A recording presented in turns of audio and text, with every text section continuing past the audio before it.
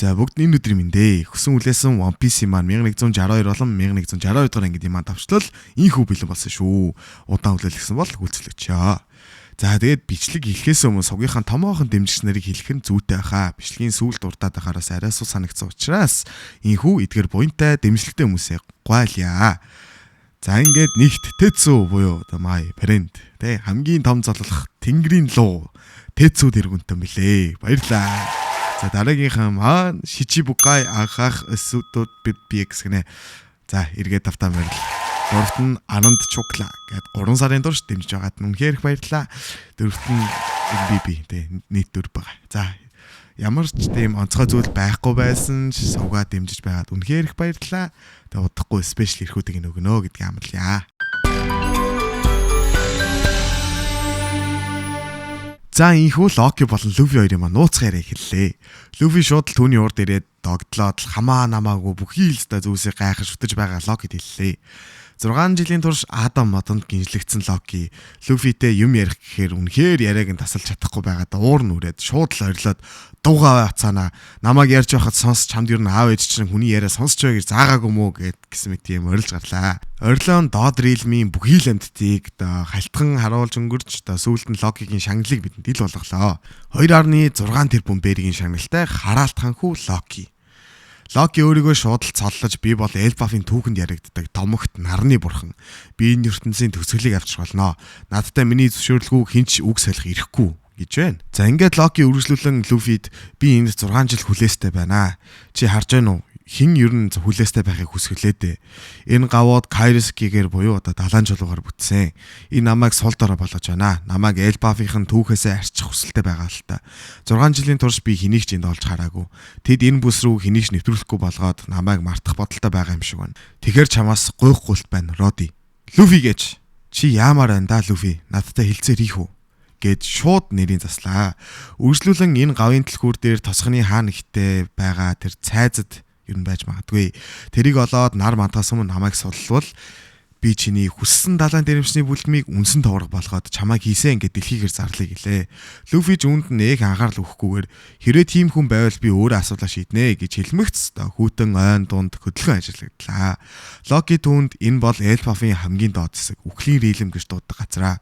Бидний байгаа энэ цасны доор хүний ясал байгаа. Учир нь нийшээ үхлийн ялтай хүмүүсийг цөлдгөө. Цөлөгдсөн хүмүүс нь энд тэдний эсрэг нээх удаан тэмцэж чадахгүй гэж хэлэхэд ой дундаас асар том модыг шууд л тастаж аваад алгаараа авсраад бутлаатглаа. Энэ бол colossal animal буюу үнэхээр үлэмж аратнуудын нутаг гэх юм уу нэг ийм газар байгаа юм аа. За ингээд энэ газар баавга, сармагчин, могой, чон, заан гэх мэт авраг зэрлэг амьтад энд мянган жил амьдарч байгаа. Энэ бол тэдний үүссэн нутаг бөгөөд энэ бол дэлхийн хамгийн удаан мөн зандан байглаараа байгаа зэрлэг газраа. Гэхдээ тэд бол миний багасаа найзалж ирсэн найзууд гэж Локи хэллээ. Ингээд Локи дохио өгөхөд бүгд Люфиг чиглэн ойртож ирцгэлээ. Гэтэл чулууны цаанаас газын масктай нэг сэлэмтэй хэсэг бүлэг хүмүүс тэднийг ажиглаж байхдаа баригдаад гараад ирлээ. За энэ хүмүүс болохоор ингэж л байхгүй бол хормын дотор л амиа алдах эрсдэлтэй гэж нэмэлт тайлбар өгч байгаа. Учир нь тэд амьтанд идүүлэхгүй тулд хасар өмхийн хувцастай ийм үнэртэй юм хувц өмсдөг юм байна. За ингээд хэлж дуусаагүй байхад газны масктэй Люфиг дээрэмдээ.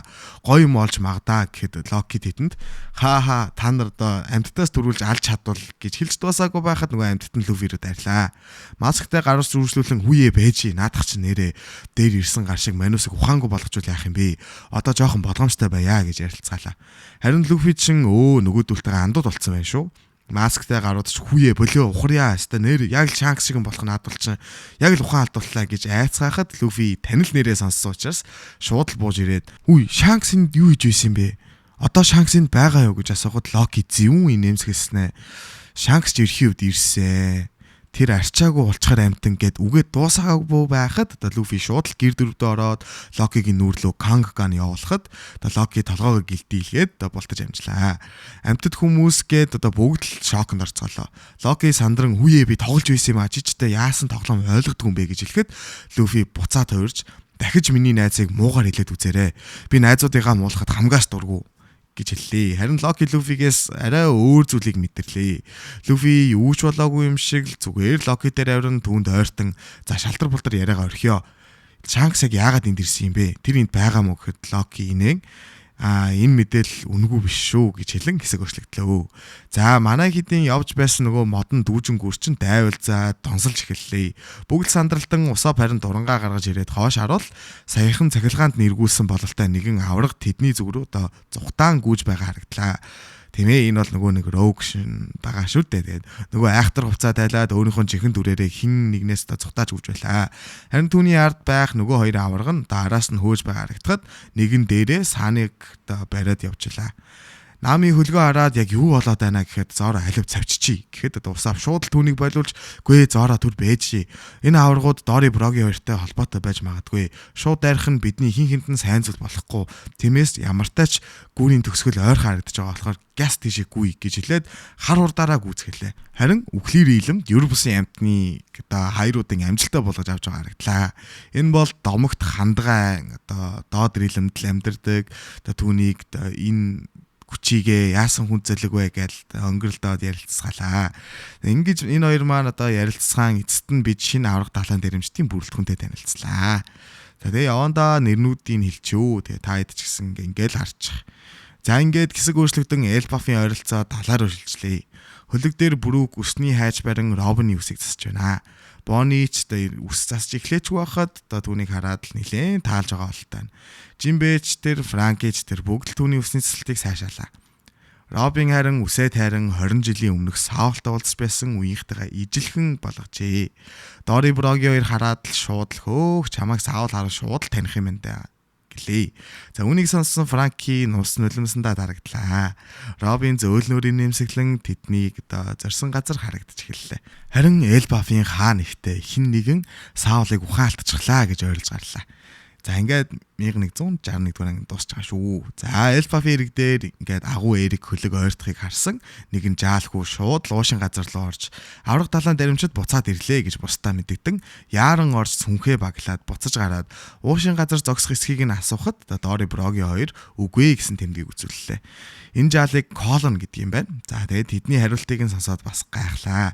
Гэтэл уушин газар эзэгтэй ашгүдээ тэд уул 3 шөнө 3 өдөр тасралтгүй уун штэ гэж хилэнгээ Колонд сагстай зүйлийг өгөнгөө дээш нарны рэлэм рүү очин аавд өгөөрэй түүний туртай зүйлийг бэлдсэн байгаа шүү гэж хэлэхэд Колонд шууд бэлдэж явахдаа тэднээс ирж байгаа зочдын талаар асуулаа.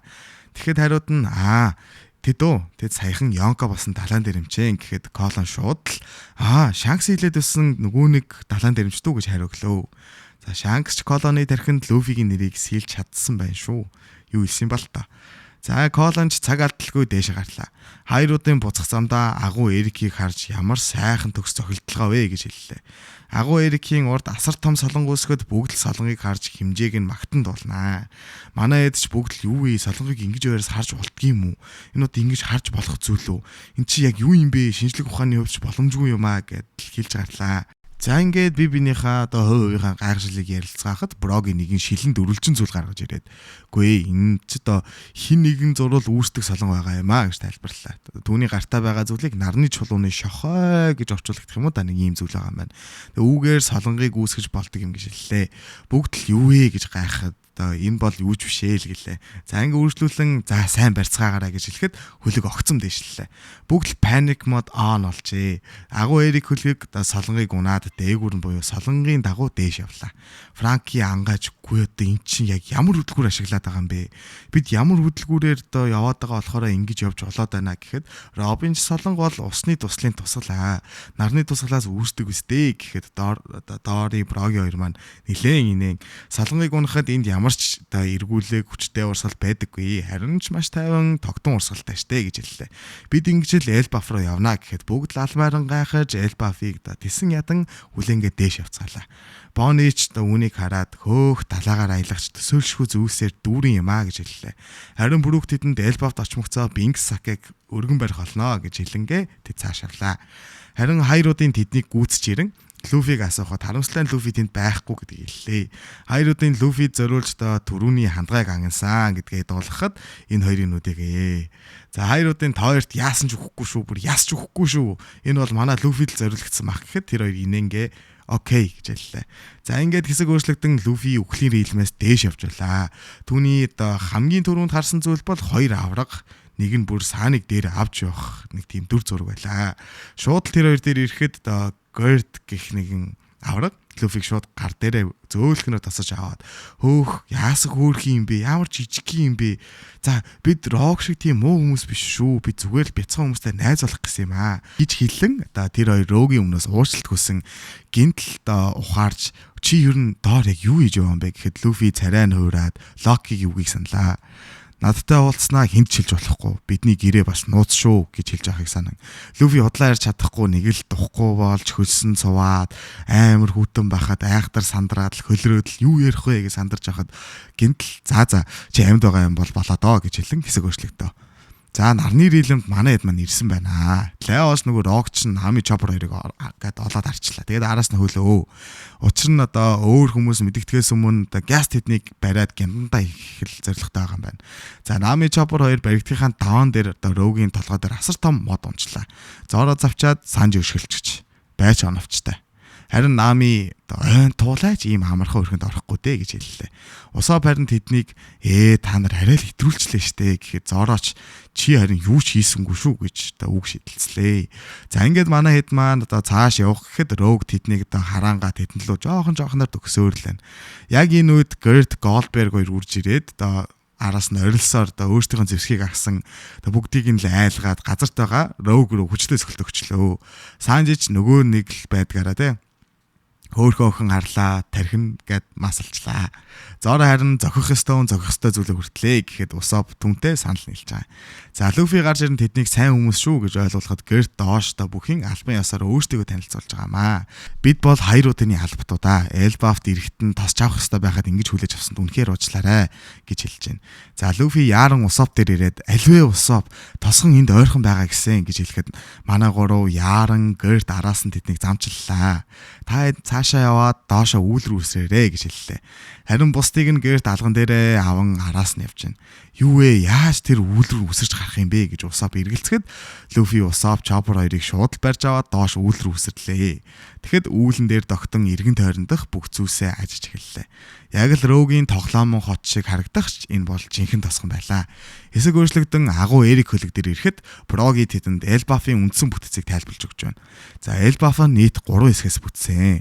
Хамгийн дээд талын хэсгийг Devajin-гээр хэлэм гэж нэрлэдэг. Одоо харин бидний байгаа газар бол дунд хэсэг нь бөгөөд нарны рэлэм. Харин доор байгаа бол үхлийн рэлэм гэж тайлбарлаж өглөө. За энэ бол дайны бурхтын нутаг Elbaf гэж хэлэхэд Usopp Luffy хоёрын одоо 2 жилийн өмнөөс өөртөндөө бие биендээ өгж байсан тэр амлалтууд нь Elbaf руу явнаа гэх тэр догтлол нь гарan Luffy алмааран байхад Usopp харин хажууд нь сард тавьж байлаа. Ингээд бүгд л Elbaf-ыг одоо нүдэрээ харж өөрсдийн догтлолоор Elbaf-ын зүг ойрцоор байхад Sanji Gert-ийн гарт одоо сайхан байгaalтай ганцаархнаа л нүднээ анастай. За хоёруудын Luffy-г олж харжээ. Төнлөө арилахад Luffy тэднийг олж харан дэрсэн малгайтууд инхүү ашгууд буцаж нэгдлээ. Luffy шууд л хөөш та нар солон гунаад байгаа мó? Би ч гэсэн унмаар байна штэ гэж уурлаа. За инхүү бүгд Elbaf дээр одоо ингээд ирэхэд нэг нь нууцлаг хоолой тайлбар тавьчихна. Гисэн хэдэж нууцлаг Elbaf дээр хөл тавьж буй та нарт хүсэх ганц л зүйл байна. Эдгээр үгсийг минь үргэлж санаж яваарай. Энэ газар битгий их удаарай. Аялагч Louis Arnotos химээсээр энэхүү хоёр ангийн маань давчлал дууслаа. За ингээд энэ хүртэл үзсэн та нартай үнэхээр их баярлалаа. Үргэлж дэмждэгт гэд үнэхээр их баярлалаа. Бас зүрх галаар намайг болдогчин намайг дараагийнхаа бичлэгийг хийх урам минь болтой шүү залуусаа. Дараагийнхаа бичлэгээр уулзтлаа. Түр баяртай томодох уулзцгаая. Silver гэсэн байлаа. Peace. Just a little kickback. Chilling out, maxing, relaxing. Summertime weather, fantastic. Kickback. I'ma crack another cold one. Barbecue chicken almost done. Kickback. Hey, all the shorties came through and my friends came too. It's a vibe at the kickback. Yeah, and we live from the kickback. What's up? What's up? They making fun of me. They say that I don't season my chicken.